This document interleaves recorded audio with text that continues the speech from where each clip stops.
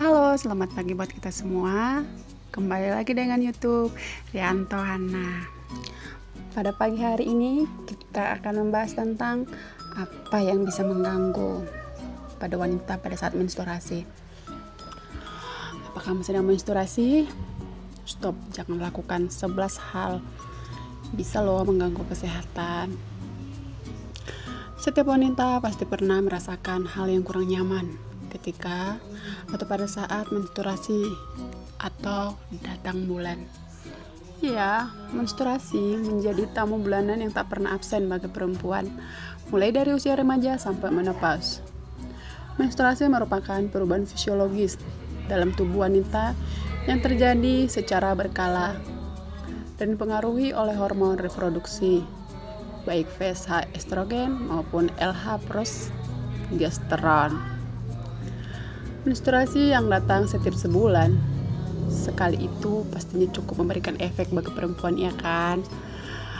Ya, seperti saya sendiri juga kadang sakit perut, nafsu makan bertambah, emosi meningkat, bahkan rasa malas yang melanda. Ada juga loh yang nafsu makannya berkurang, ya berbeda-beda. Namun di tengah semua yang dirasakan itu, ternyata ada beberapa hal kegiatan yang tidak boleh dilakukan ketika sedang menstruasi. Ayo kita ikuti, ini perlu loh buat wanita-wanita. Setiap membuat tidak nyaman juga dapat membahayakan loh. Di bawah ini ada 11 yang tidak boleh dilakukan saat menstruasi untuk menghindari rasa tidak nyaman. Yes, yang pertama bisa kita lihat seperti konsumsi makanan asin. Mengonsumsi makanan asin dapat membuat menstruasi menjadi lebih buruk. Makanan asin berkontribusi pada retensi kembung yang dirasakan wanita selama waktu menstruasi mereka. Bahkan, konsumsi makanan asin juga bisa memperburuk kram ketika menstruasi loh. Dan yang kedua, ada waxing.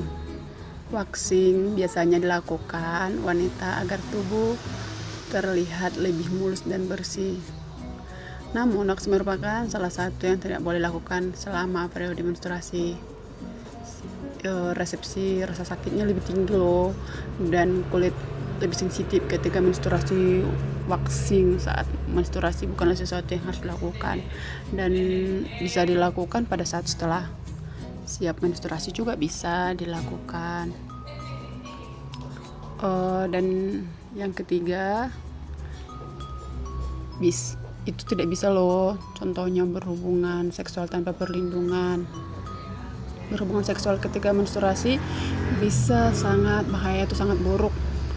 Darah adalah media yang baik bagi virus dan bakteri untuk masuk. Oleh karena itu penularan penyakit seperti HIV bisa lebih tinggi selain periode menstruasi. Selain itu juga tidak terlindungi dari kehamilan hanya karena sedang menstruasi. Untuk wanita yang menstruasi yang tidak teratur, ovulasi dan peredaran darah dapat terjadi pada saat yang sama. Artinya, kita bisa hamil jika melakukan hubungan seksual tanpa perlindungan. Jika ada yang tidak paham di sini, bisa lanjut tanyakan di bawah loh. Seperti apa itu? Maksudnya, bisa hamil tanpa perlindungan, khususnya wanita yang tidak teratur menstruasinya. Keempat, melewatkan olahraga. Ketika menstruasi, biasanya kita malas untuk melakukan kegiatan apapun, yang hanya ingin beristirahat di rumah, malas kesana, malas kesini, pokoknya boring sangat, atau malas lah melakukan apa-apa. Tetapi jika kita melewatkan olahraga, hal ini bisa memperburuk menstruasi, sebab olahraga bisa membantu merasa lebih baik, mengurangi sakit kepala, kelelahan, bahkan kecemasan. Olahraga membuat tubuh jadi lebih baik. Selain itu, akan memberi energi kembali mengurangi kram saat menstruasi. Jadi jangan pernah melewatkan olahraga ya guys. Menjalani tes payudara. Payudara sangat sensitif terhadap perubahan produksi hormon.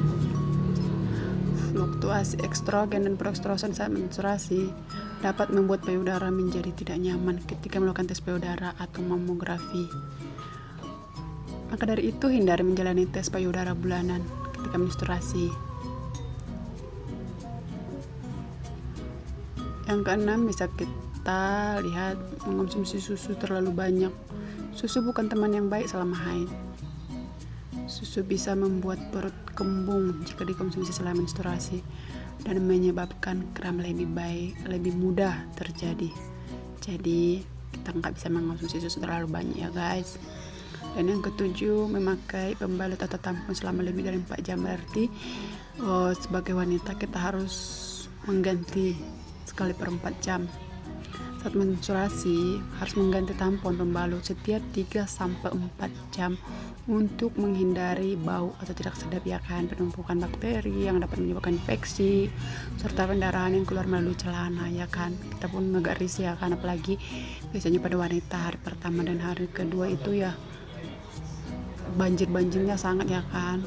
Ya kita bisa bayangkan seperti apa jika tidak diganti. Atau tidur terlalu malam.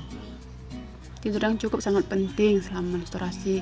Namun, tidur terlalu malam atau kurang tidur ketika menstruasi dapat meningkatkan hormon stres kortisol sehingga dapat menyebabkan hormon tidak seimbang yang bisa memperburuk menstruasi.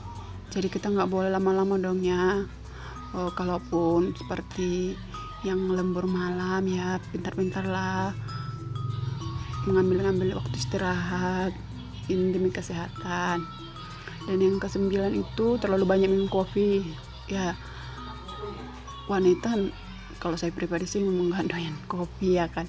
Secangkir kopi di pagi hari itu memang terasa nikmat, tetapi jika diminum saat menstruasi, kafeinnya yang terkandung di dalamnya dapat memperburuk kram dan kembung. Jadi ternyata kita ketahui banyak minum kopi itu nggak bagus ya pada saat menstruasi. Kafeinnya katanya dapat memperburuk kram dan kembung. Dan yang ke-10 itu merokok. Seperti kita ketahui, merokok berbahaya bagi kesehatan tubuh, bahkan bisa memperburuk atau membuat menstruasi jauh lebih buruk. Dan perokok lebih cenderung mengalami periode menstruasi menyakitkan daripada orang yang tidak merokok. Jadi katanya orang yang merokok itu ya lebih sakit lah pada saat menstruasi daripada tidak merokok. Jadi kalau bisa ya memang ya kan, merokok bukan hanya untuk menstruasi, bahkan merokok juga bisa ya kan menyebabkan banyak penyakit. Jadi kalau bisa itu ya guys. Dan yang ke-11 itu adalah doxing. Tidak diperlukan dan kadang-kadang bisa berbahaya.